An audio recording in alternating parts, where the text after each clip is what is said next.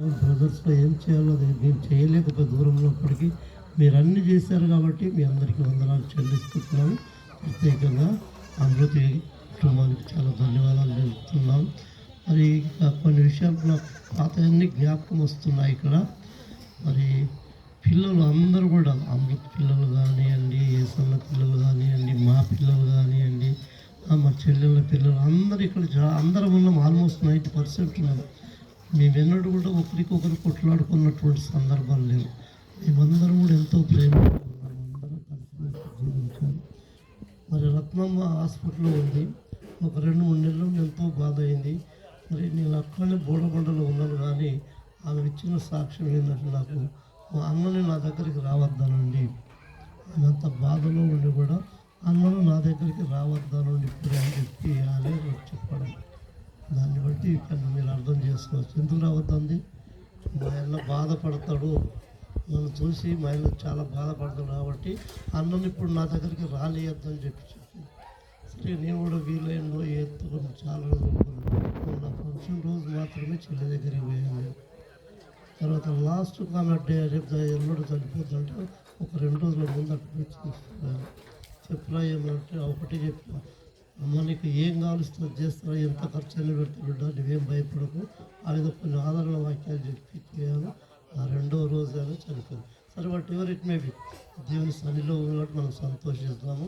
మరి గ్రామానికి ఉన్న చిన్న సాక్ష్యం ఉన్నది ఏంటంటే, నేను ఆ రోజుల్లో 8వ తరగతి 10వ తరగతి ఆ ప్రాంతంలో ఉన్నాను. మరి ఇక్కడ ఇది మా మేనమామల ఊరు కాబట్టి ఇక్కడ ఆ రోజుల్లో ఒక 10 కుటుంబాలు ఉన్నాయి ఇక్కడ అంతే. అక్కడ చిన్న పాత ఏరియాలోకి వస్తే 10 కుటుంబాలు ఉండేవి.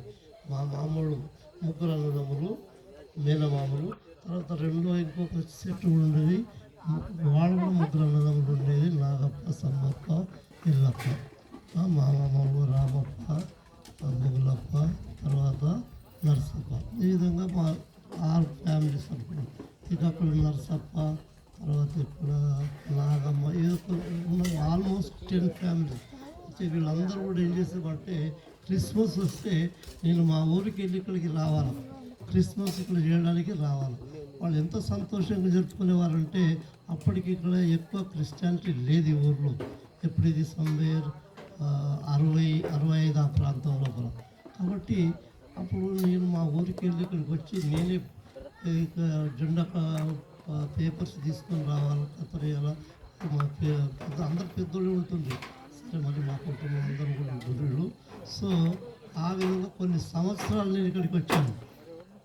హాస్టల్ తీసుకుంటే ఎవరు రాకుండా ఇక్కడ దగ్గర ఉంటే మెథడిస్ట్ చర్చ్ నుండి అద్నూరు వాళ్ళు రావాలి, కానీ ఆ స్థానంలో ఎవరు ఇక్కడ ఎక్కువ రాలేదు. నేను మాత్రం ప్రతి సంవత్సరం వచ్చి ఇక్కడ జెండా ఎగరేసేవాళ్ళం.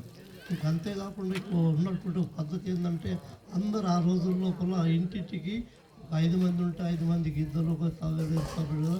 అంత బియ్యము అవన్నీ జమ చేసుకొని ఒక్క దగ్గర వాళ్ళు దావత్ చేసుకునేవారు. ఇక్కడ వాళ్ళందరూ ఒకే దగ్గర దావత్ చేసుకొని మంచిగా పండుగ చేసుకున్నారు. మంచిగా డప్పులు కొట్టేటోళ్ళు చాలా ఫేమస్ కాబట్టి అందరూ డప్పులు కొట్టుకుంటా దొంకుకుంటా ఆ ఏరియా అంతా కూడా తిరిగేవాళ్ళు. కాబట్టి అది జ్ఞాపకం వస్తే చాలా సంతోషం అనిపిస్తుంది.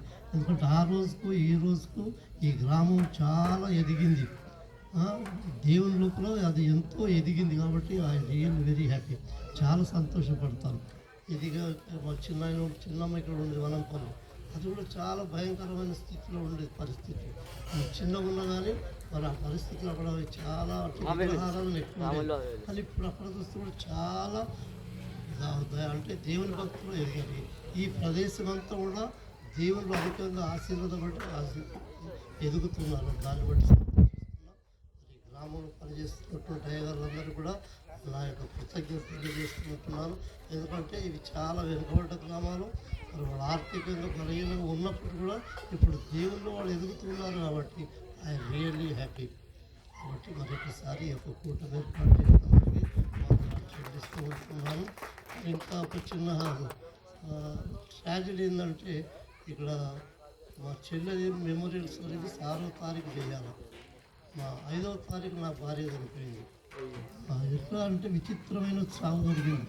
మేమిద్దరం ఇంటి దగ్గర ఉండి ఇంట్లో అంటే వంటగదిలో మధ్యాహ్నం 1 గంట నుండి ఆమె వంట చేస్తుంది, ఏదో టమాటాలు వస్తుంది, నేను పక్కనే ఉన్నా. అట్లా వెనుక ఒక చీరలో పడిపోయింది, అంతే చనిపోయింది. సో మాకు షాకే అయినప్పటికీ కూడా దేవుడు మాకందరికి ధైర్యం ఇచ్చాడు కాబట్టి దేవుని దగ్గర ఉన్న సంతోషిస్తున్నాం. మా కుటుంబం అందరూ కూడా ఎంతో బాధపడ్డాము, అయినప్పుడు కూడా దేవుళ్ళు మేమందరం కూడా సంతోషిస్తున్నాం. ఎందుకంటే ఆమె కూడా దేవుని దగ్గర ఉందని ఆశపడుతున్నాం.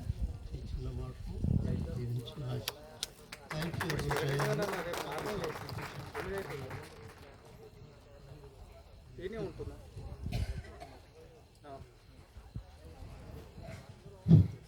సరే, ప్రియమైన సహోదరులారా, మీకు అందరికీ భోజనాలు ఏర్పాటు చేసి ఉన్నారు కాబట్టి బంధువులు, గ్రామస్తులు, సంఘస్థులు మీరందరూ కూడా తృప్తిగా మరి భోజనము చేయవలసిందిగా కోరుతున్నాం.